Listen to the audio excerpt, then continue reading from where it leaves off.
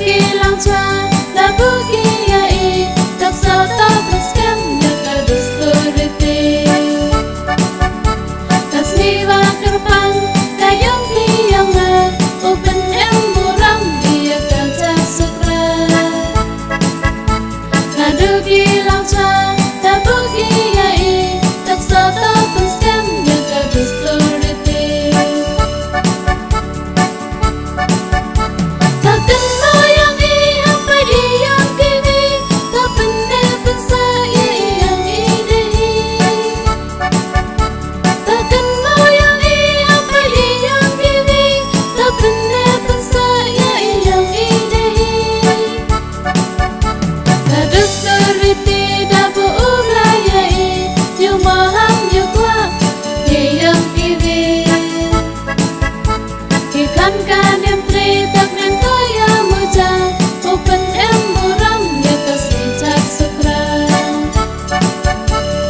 Dusturiti da bo oblai yang maham yang kuat yang kiwi ikan kanem tri tak mentaya muja open em buram yang kasih cak sukra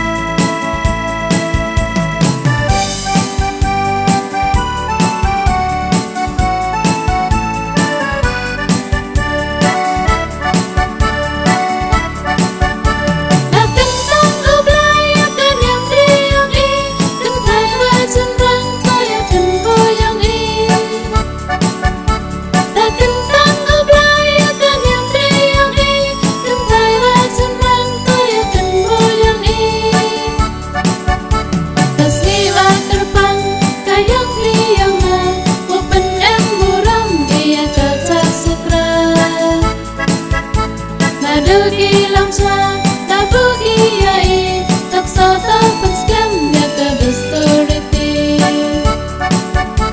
kasniwa kerpan kayang tiang na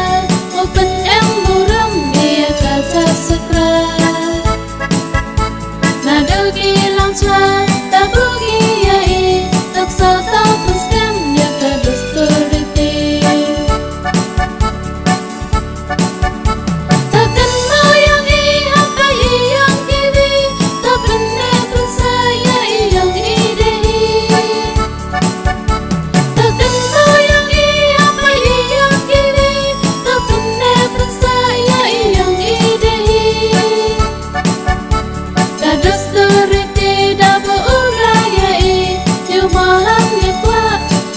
yang kiwi ikan kanem tri tak mentaya muja open em buram ya kasih cak sukra